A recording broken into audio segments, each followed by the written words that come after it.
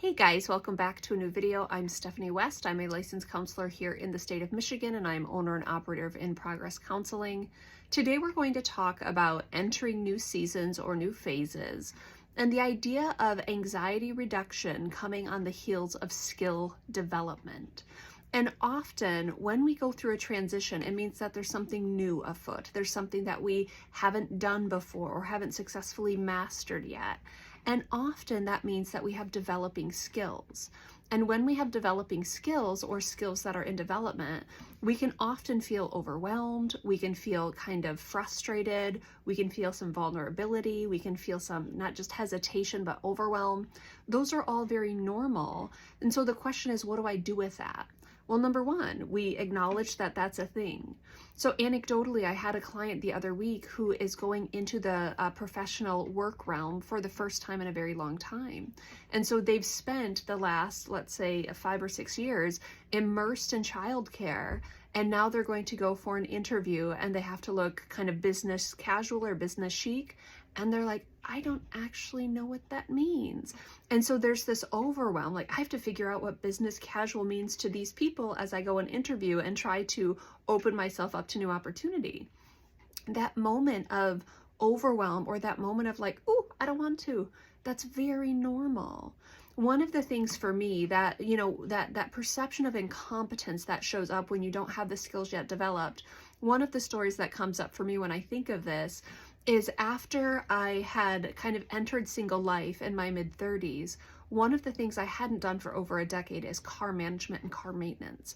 I had no responsibility in that area. It had been just handled for me.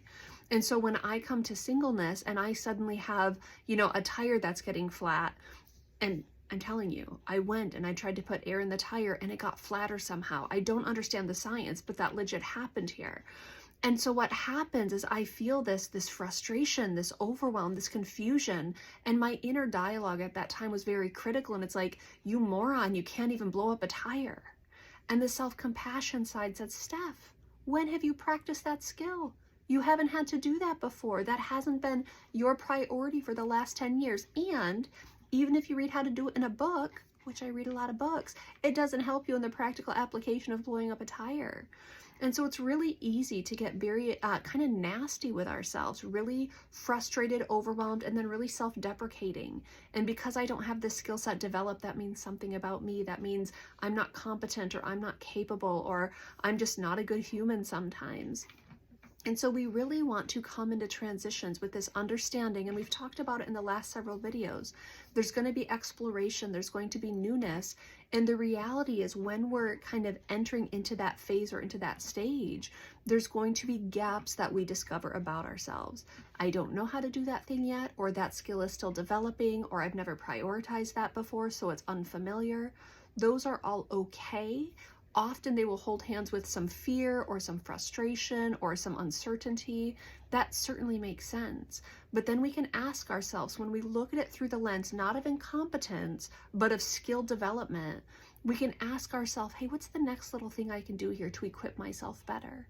So if I'm planning finances for the first time in my life, what's the first thing I can do? Well, I can look at what does my bank account say right now? And second step is I can look at what have I done this last month. That gives me some knowledge. And then we can start to build frameworks and we can start to invite in expertise. But the getting started, when we identify a gap, we don't want to look at how do we solve this problem. It's not a problem. It's an area of development. So the question is, what's the very next little thing I can do because I'm still developing skills here?